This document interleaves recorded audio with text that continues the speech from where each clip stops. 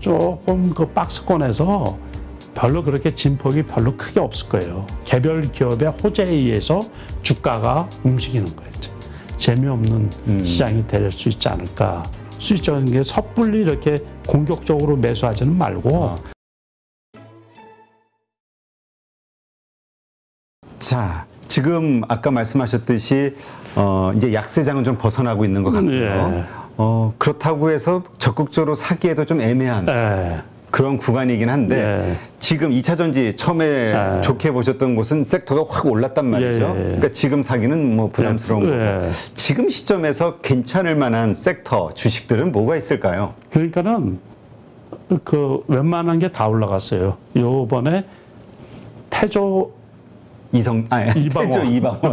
이방원 얘기가 나왔잖아요. 왜냐면 태조 이성계인데 그렇죠. 태조 이방원 해가지고. 네, 맞아요. 그래서 일부에서 이제 말이 돌아왔던 태조 이방원, 그래서 태양광하고 조선하고. 네. 그래서 그 많이 올랐어요. 그러니까는 그런데 이제 그것들이 태양광, 조선, 2차 전지, 방산. 방산은 요번에 이 폴란드하고 뭐 이런 데 이제 수출이 된다 그래가지고 그 현대로템 같은 경우도 그런데 역시 이제 주가가 그것들이 좀 떨어지면 그거에서 다시 재매수하는 수밖에 없겠죠. 네. 지금 잘 나가고 있는 주식인가 우리가 다음 상승장을 기다린다고 하면 조정받을 때 사야 될 게 지금 잘 나갔던 주식들이 내려오면. 네, 그렇죠. 그러니까 그래서 그것들이 떨어지지도 않아요. 근데 안 떨어진단 말이에요.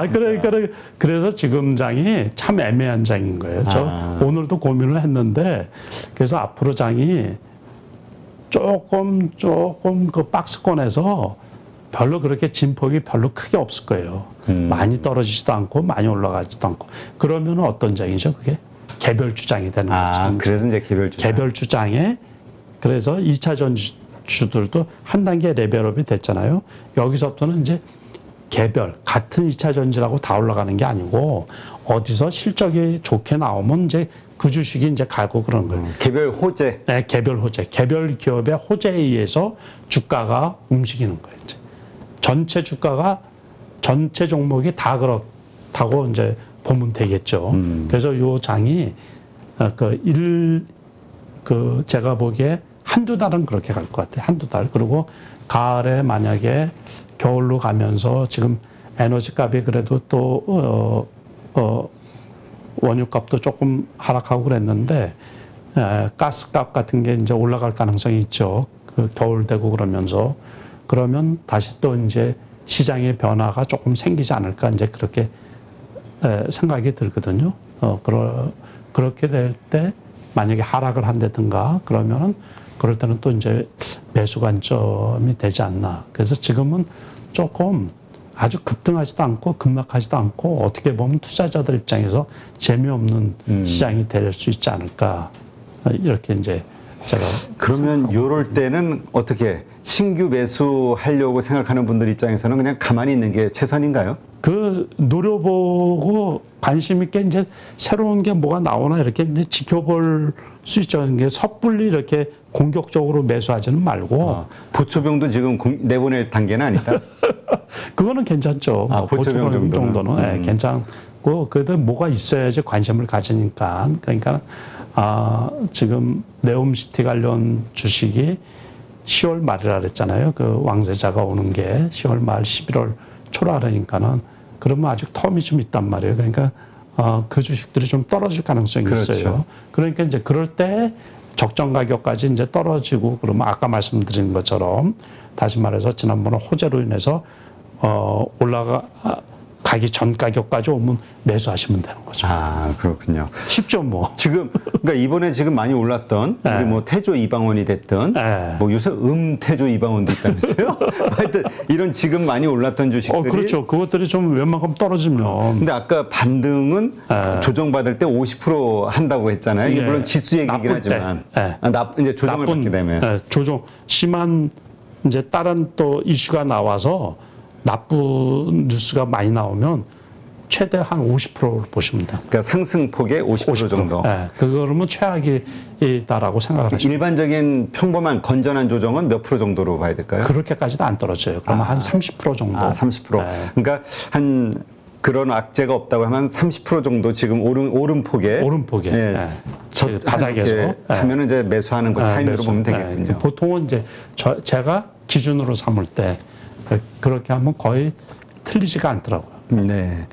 2차 전지 관련해서는 어떤 분들은 그런 얘기를 했었거든요. 작년에 주도주가 다음 해에 주도주가 되기는 어렵다. 어렵죠. 당연하죠, 그거. 그래서 작년에 2차 전지 소재가 주도주여서 올해는 좀 쉽지 않을 것이다 했는데 또 확 근데 올랐잖아요. 이제 그게 어떤 기준이냐면 작년처럼 급등하지는 않는다는 얘기예요. 다시 말해서 LG화학이 작년에 이제 105만 원을 두 번 찍었단 말이에요. 100만 그렇죠. 원.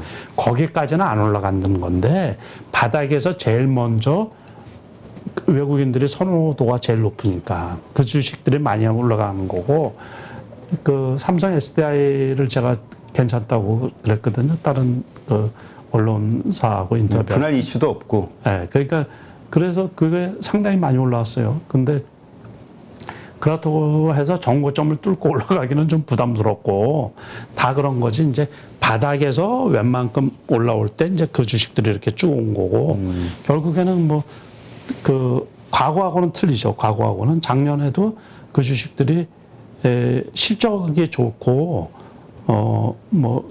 신규 계약하는 것들도 좋고 이러다 보니까 그 주식들이 벌써 작년만 해도 그 2차 전지들도 옥석이 가려진 거예요. 그래서 양극재 쪽에서 이제 근데 올해 같은 경우는 제가 그래서 막연히 대형주보다 중소형주 있잖아요. 개별주들이 새로운 이슈로 해서 급등하는 종목들이 나올 수 있지 않느냐 그런 말씀을 드렸거든요. 그래서 이제 많이 올라간 거를 뒷북 치고서 따라 사는 것보다 기다렸다가 또는 공부를 하다가 그런 종목에 이제 조정을 받았을 때 그런 종목에 집중해서 좀 어느 정도 수익이 나면 이익 실현하는 게 좋지 않나 이렇게 생각이 듭니다. 네.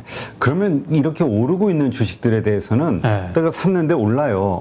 좋죠. 20% 30% 올라요. 이제 매도가 고민일 거란 말이에요. 매도는 언제 해야 됩니까? 근데 보통은 보통 급등할 때 있어요. 급등하고 어떤 지수가 전체적으로 이렇게 이제 급등을 하잖아요. 그러면 대충은 그 시그널이 다 크게 오를 때 매도하는 게 제일 좋죠. 크게. 그러고서 그 다음에 지속적으로 올라갈 수도 있는데 보통은 이제 크게 올라가고서 하루 이틀 더 조금 이렇게 올라가다가 이제 떨어지는 경우가 있거든요. 그러니까 하루 이틀 더 올라가면 욕심을 이제 조금 자제하고 그 분위기도 상당히 중요해요. 그러니까 현대미포조선 같은 경우는 그 LNG선 그것 때문에 지난번에 제가 사놓았을 때 한 8만 원 했었거든요. 지금 고점이긴 고점인데 안 떨어지는 거예요, 이게. 10만 8천 원, 9천 원 거기에서. 그러니까는 그런 경우도 좀 떨어지면 팔고서 다시 사고 싶은데 그런데 이제 기아차 같은 경우는 보면은 제가 지난번에 유럽에서 리콜한다 그래가지고 7만 5천 원대 그때 지수가 떨어질 때 7만 5천 원 선까지 떨어졌었는데 제가 그때 사가지고 요번에 8만 한 3천 원 넘을 때 팔았거든요. 일부는 지금도 갖고 있어요. 근데 그게 이제 8만 원 미치면 좀 좋겠는데 안 떨어지더라고요. 그래서 기다리다 보면 나중에 또 떨어질 수 있겠죠. 그러니까 많이 올라간 거는 부담스러우니까는 이제 추가 상승이 조금 제한적이고 그래서 지금은 그렇게 어느 정도 바닥에서 많이 올라왔다고 생각이 들면 장하고 맞춰야죠. 한 30% 선이면 좀 많이 올라오지 않았나 싶은 거예요. 네. 그렇게 되면 어쨌든 매도를 하고 이게 상승 본격 대세 상승장이 아니기 때문에 그러니까 욕심을 요번에는 혹시라도 저가 진짜 바닥에서 사신 분이 있다 그러면 한 20, 30% 수익이 나면 팔아야죠. 아니 왜냐하면 그냥 가만히 놔두면 이렇게 좋은데 끝까지 확인해야 되는 거 아니냐 올라갈 때는. 원래 상승장에서는 그렇죠. 근데 지금은 상승장이 아니니까. 네, 그러니까 대세 상승장에서는 그 일찍 팔면 안 되죠. 그러니까는 일단은 거기에서 분할 매도를 하고서 그래서 꼭 팔 때도 다 팔면 안 되고 그때 매도하는 방법하고 지금하고는 틀리거든요. 그러니까 지금도 역시 마찬가지예요. 그냥 다 팔 필요는 없고 한 70% 정도 최대한 많이 팔면 한 70% 팔고 30% 놔뒀다가 한 20, 30% 놔뒀다가 떨어지면 다시 사는 전략도 괜찮은 거거든요. 그러니까 그런 식의 주식으로 가져가야 된다. 그만큼 좋은 주식으로 가져가야 된다는 얘기네요. 예, 그렇죠. 그러니까는 다시 살 수 있는 주식. 다시 살 수 있는 주식. 그러니까 지금은 이 폭락장, 자, 그 하락장에서 우리가 그러니까 기본으로 돌아가면 작년 7월 달, 뭐 6월 달, 1월 때 있잖아요. 그럴 때 제가 이제 지수가 데드 클로스가 발생했거든요. 그럴 때는 초기에는 무조건 다 팔아야죠. 분할 매도가 필요가 없이 초기에는 무조건 다 파는 거예요. 그러니까 진짜 뭐 한 주 정도씩 남겨두고서 어디까지. 그런데 이제 바닥이 확인돼 가지고서 이렇게 하잖아요. 그럴 때는 다 팔면 안 되는 거죠. 그러니까 한 말씀드린 것처럼 한 70% 정도 팔면 한 30% 놔뒀다가 떨어지면 다시 사고 장이 이제 회복되려고 하는 조짐이 있으니까 어쨌든 뭐 내년에 경기 침체 얘기가 나와도 제가 보기에는 없다고 그랬잖아요. 그러면 내년에 어떻게 보면 우크라이나 전쟁이 문제인데 지금은 최대 악재는 다 지나갔잖아요. 네. 우크라이나 전쟁에 러시아 전쟁만 남아 있는 건데 저거는 금방 끝날 게 아니거든요. 그렇죠. 그러니까 저거가 아무튼 일단은 그 우크라이나 전쟁 자체가 에너지 전쟁이다 보니까는 그 올가을에는 그 영향이 좀 있을 것 같은 생각이 들거든요. 그래서 결국에는 보면 지나고 나서 보면 올 봄에도 누차 얘기를 했던 거예요. 미국에서 금리 인상을 2번 한 다음에 빅스텝으로 2번, 자이언트 스텝으로 2번 한 다음부터는 주가가 시장에 영향을 금리 인상이 더 이상 영향을 안 미친다고 그랬거든요.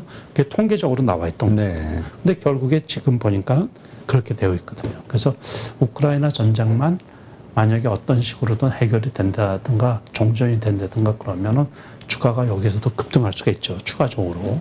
그렇지만은 이제 지금은 너무 과도하게 떨어진 거로 단지 CPI가 9점 몇 %에서 8.5%로 8.5도 엄청 높은 거 아니에요? 그렇죠. 8%대면 뭐. 네, 그럼요. 근데 그렇다고 해가지고 주가가 지금 급등을 한 거거든요. 그러니까는 그 미국의 금리 정책하고 요걸 봐가면서 경제 상황하고 봐가면서 주가가 움직이지 않을까 이렇게 생각합니다.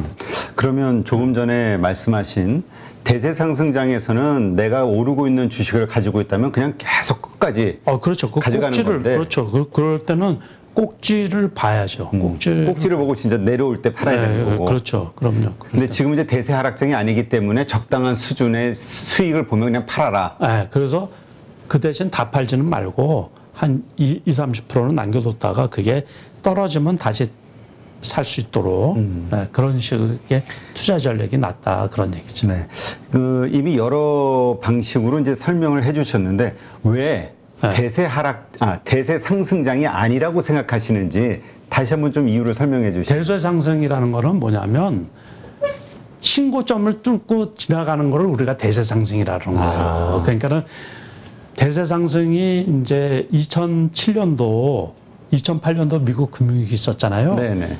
그러니까는 2000년도 넘어서는 2007년도가 처음 대세 상승장이었어요.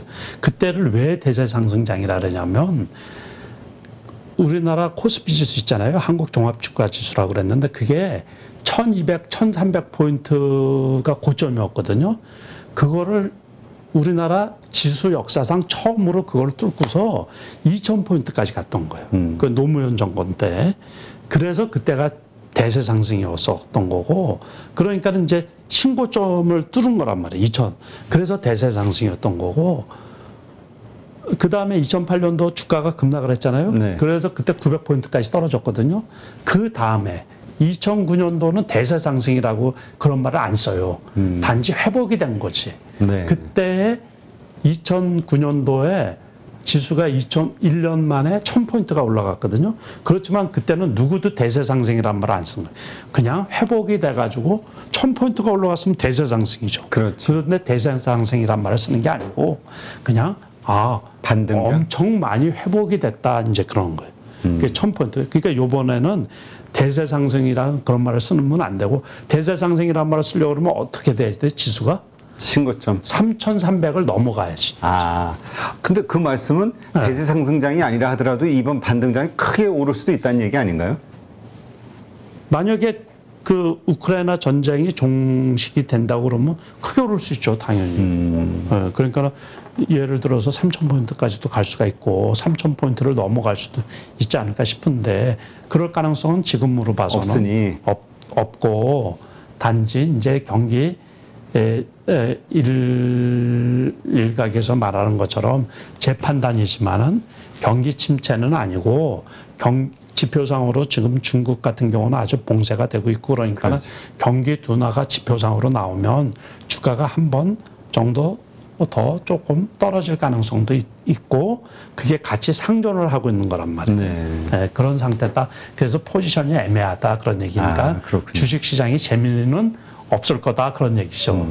그러니까 뭐 이러저런 일들에 의해서 상반으로 튈 가능성도 분명히 있기는 있으나 우리가 알지 못하니까. 그런데 그것보다는 조정받을 가능성이 더 높다. 그렇죠. 그러니까는 그래서 그 미국이든 한국이든 오늘 같은 경우만 해도 기관 투자가 입장에서 많이 판 건 아니지만 소폭 팔았어요. 네. 그게 아무리 살펴봐도 좀 애매하거든요. 그러니까 지금 대표님 말씀하신 것처럼 이쪽으로 튈 수도 있고 떨어질 수도 있어요.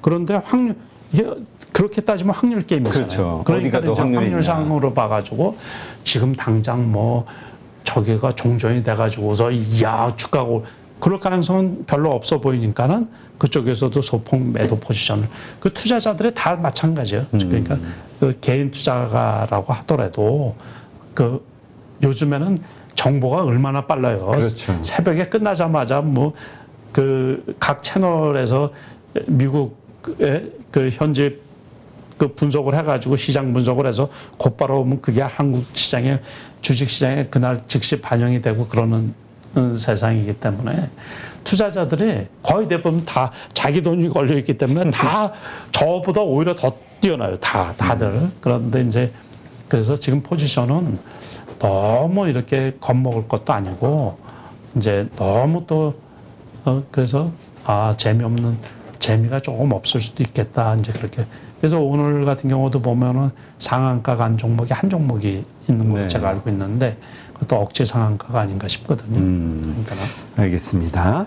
자, 그러면 과거에 이제 우리 대표님께서 K 콘텐츠 주식 괜찮다라는 말을 이제 어느 방송에서 하셨는데 요즘 그건 과거예요. 과거. 그러니까 1년 전 과거. 그런 질문이 올라오는 거예요. 예전에 콘텐츠주가 괜찮다고 하셨는데 지금 내려갔으니까 지금 사면 될까요? 이런 투자 시점이 다르잖아요. 그렇죠. 그러니까 벌써 1년도 더 지났죠, 이제. 작년 제가 6월 달에 한 얘기 같은데. 그러니까 지금은 그때 하이브만 하더라도 30만 원이 넘었다가 15만 원까지 떨어졌다가 지금 18만 원 하고 있거든요. 네. 그러니까 상황이 달라진 거죠, 상황이. 그러니까는 이 투자자분들이 아셔야 될 것 중에 하나가 산업의 그 사이클 있잖아요. 그렇지. 그것도 되게 빨라요. 되게 빨라서 과거에는 어떤 이제 경기가 침체됐다가 이렇게 다시 회복되고 뭐 그러는 게 5년 주기설도 있고 그랬거든요. 그게 최근에는 2년 주기설로 바뀌었어요. 그러니까 2년 만에 경기가 좋았다가 침체됐다가 이거 경기 금리를 인상했다가 인하했다가 요번에도 마찬가지잖아요. 그렇지. 그러니까 작년만 해도 금리를 인하했다가 지금 뭐 인상했다가 또 내년에는 또 다시 금리 인하해야 되지 않느냐 그 얘기도 아주 한참 남은 건데 벌써 미국에서 일부 그런 얘기 나오잖아요. 내년 하반기에는 금리를 인하해야지 되지 않느냐고. 그러니까 그러면서 제가 보기에는 언론 플레이를 하는 것 같아요. 네? 그러니까 지수가 떨어지면 별로 안 좋겠다고 생각하는 쪽에서 언론 플레이를 하는 것 같아요. 원래는 그것도 그러잖아요. 정책 당국이라는 게 미국의 미국의 주가를 움직이는 가장 커다란 게 두 가지 요인이거든요. 잘 아시다시피 이제 소비자 물가 지수 하나하고 고용하고 두 가지인데 특히 이제 그걸 가지고서 미국의 금리 정책을 핀단 말이에요. 그게 전 세계 주가에 가장 커다란 영향을 미치는 거고 우리나라 같은 경우는 이제 우리나라 주식에 원래 외국인이 투자 척도가 뭐냐면 무역 지수예요, 무역 지수. 경상수지 지수. 그런데 이번에는 4개월 연속 적자가 났었죠. 그러니까 그것도 에너지 값이 고공으로 인해 가지고 수입 물가가 높게 책정이 되니까는 무역 적자였는데 그런데 이제 미국 같은 경우에서도 8.5%인데 금리 인하를 하겠어요? 그건 아니고 2%대가 돼야지 그래야지 이제 금리 인상 명목이 없어지는 거예요. 그러니까는 다시 말해서 금리 인상을 계속해서 이제 0.75를 했다가 0.5를 하겠죠. 그러다가 이제 0.25를 하다가 금리가 한 3%, 4%로 낮아지면 이제 더 이상 안 하겠죠. 안 하다가 쭉 지켜보다가 경기가 침체로 빠지면 물가도 낮아질 거 아니에요. 2%로. 그러면은 이제 금리 인상도 할 수 있고 고용도 형편없고 그러면 금리 인상을 하는 거지. 그러니까 희망사항 같아요. 제가 보기에는. 그렇게 정책이 뭐 하루아침에 바뀌고 그러겠어요. 그러니까 산업 사이클도 그 대신 이제 산업 사이클이라는 것도 금방 이렇게 이제 바뀌다 보니까 특히 이제 주식은 시장은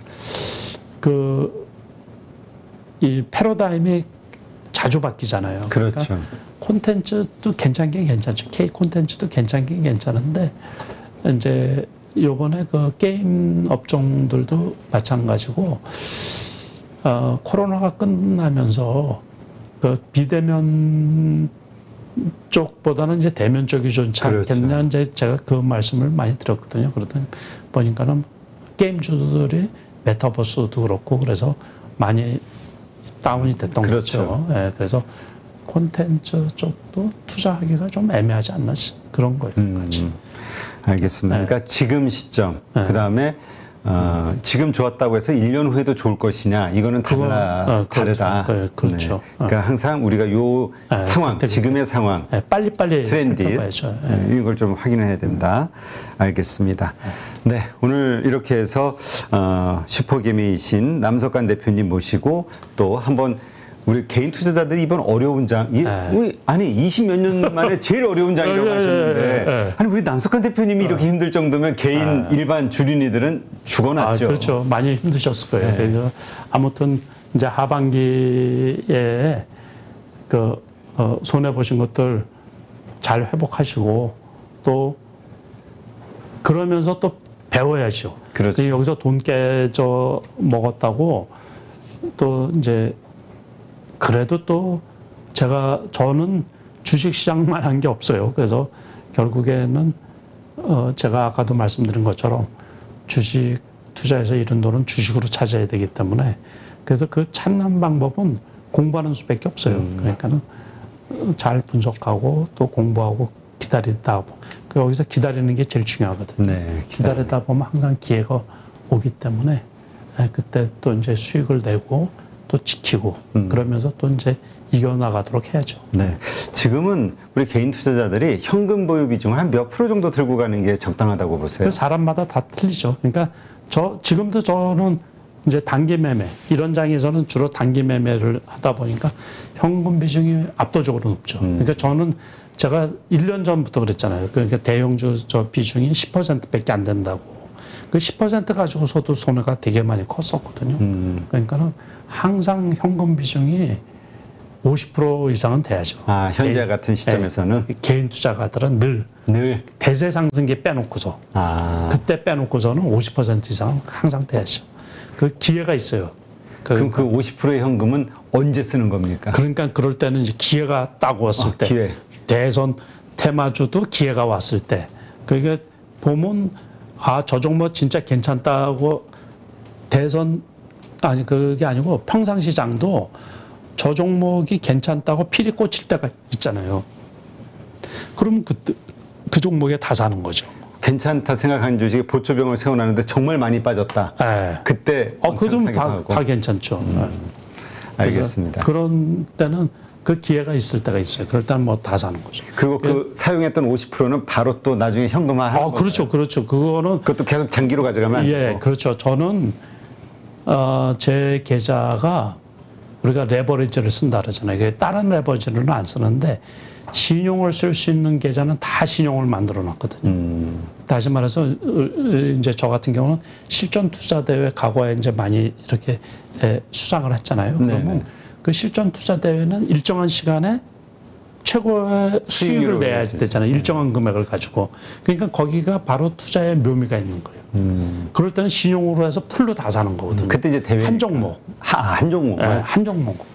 그래서 그 5%가 났던 10%가 났던 그래서 수익을 극대화하는 거예요. 이게 주식 투자의 원래 본질이죠. 그럴 때는 그러니까 현금 비중을 최대한 갖고 있다가 저 종목이 괜찮다 그러면 다 사는 거예요. 그때는 그냥. 그럴 현금은 그때 사용하는 거다. 저 종목이 괜찮은 종목이다. 그럴 때는 뭐 그래서 항상 비워놓고 있다가 괜찮으면 필이 꽂히는 종목이 탁 오면 그냥 그래서 그래야지 이제 이게 작은 돈으로 큰 돈을 만들 수가 있거든요. 알겠습니다. 평소에는 50%에 내가 가지고 있는 현금에 투자할 수 있는 금액의 50% 정도만 풀로 투자한다 해도 50% 그렇죠. 정도만 주식 가지고 있는 거고 갖고 있어야죠. 50%는 항상 현금으로. 네, 알겠습니다. 네, 오늘도 또 많이 배웠습니다. 아마 우리 가족분들 들으면서 이 방송을 보시면서 뭔가 반성하시는 분도 있을 거고요. 그다음에 이렇게 저렇게 수정을 좀 해봐야 되겠다. 전략을 새롭게 기준을 만드시는 분도 있을 거라 생각이 되는데요. 네, 하여튼 계속해서 우리 주린이들의 실력을 향상이 되도록 이렇게 도와주시는 우리 남석관 대표님 오늘도 감사했습니다. 네, 고맙습니다. 고맙습니다. 누구나 1시간 안에 200개 종목에서 좋은 종목을 고를 수 있는 그런 능력을 배양할 수 있도록 제가 도와드리려고 그렇게 하고 있습니다.